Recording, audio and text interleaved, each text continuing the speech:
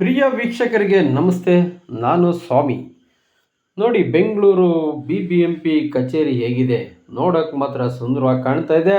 ಆದರೆ ಇದರಲ್ಲಿ ನಡೆಯೋ ಗಬ್ಬು ಕೆಲಸಗಳು ನೋಡಿದ್ರೆ ನಮಗೆ ಮನಸ್ಸೇ ಬೇಜಾರಾಗುತ್ತೆ.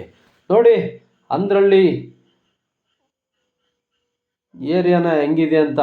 ಅಂದ್ರಳ್ಳಿ ಗ್ರಾಮದ ಒಂದು ಏರಿಯಾ ಫಸ್ಟ್ ಕ್ಲಾಸಲ್ಲಿ ನೋಡಿ ಹೇಗೆ ಎಲ್ಲ ಕೆರೆ ನೀರು ತುಂಬಿ ಜನ ಓಡಾಡ್ದಂಗೆ ಜಾಗ ಮಾಡಿ ನಿಂತಿದೆ.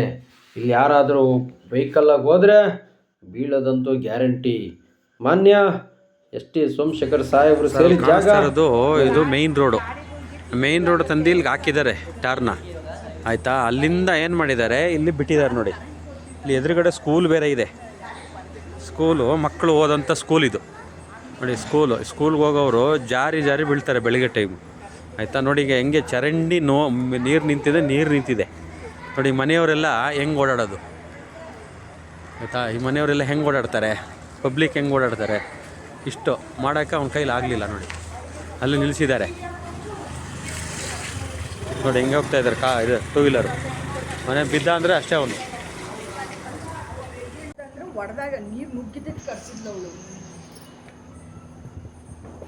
ಸ್ಕೂಲ್ ಇದೆ,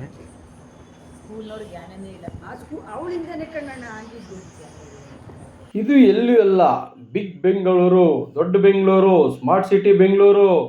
ಹೀಗೆ ಹಲವಾರು ಬೆಂಗಳೂರು ಹೆಸರು ಹೇಳ್ಕೊಂಡು ಬಿಲ್ಡಪ್ ಕೊಡೋ ರಾಜಕಾರಣಿಗಳು ಸ್ವಲ್ಪ ನೋಡಬೇಕಾಗಿದೆ.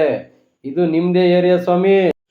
ST ಸೋಮಶೇಖರ್ ಸಾಹೇಬ್ರೆ, ನಿಮ್ಮ ಏರಿಯಾ ಅಂದ್ರಳ್ಳಿ ಶಿವಶಂಕರ್ ನಗರ ನೋಡಿ ಹೇಗೆ ತಮ್ಮ ಹೆಸರಲ್ಲಿ ಇಟ್ಕೊಂಡಿರೋ ಇದು ಸೋಮಶೇಖರ್ ಸಾಹೇಬ್ರೆ ನಿಮ್ಮ ಏರಿಯಾ ನೋಡಿ. ಇಲ್ಲಿ ಜನ ತಿರುಗಾಡ್ಬೋದಾ?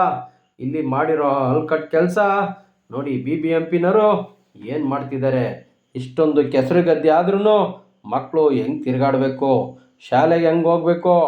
ಸ್ವಾಮಿ, ನಿಮ್ಮ ಮಕ್ಕಳಂತೂ ಒಳ್ಳೊಳ್ಳೆ ಹೈಟೆಕ್ ಶಾಲೆಗಳಲ್ಲಿ ಓದ್ತಿದ್ದಾರೆ. ಆದರೆ ಬಡವ್ರ ಮಕ್ಕಳು ಎಲ್ಲಿ ಓದ್ಬೇಕು ಸ್ವಾಮಿ? ನೋಡಿ ಈ ಜಾಗ ಹೆಂಗಿದೆ ಅಂತೇಳಿ.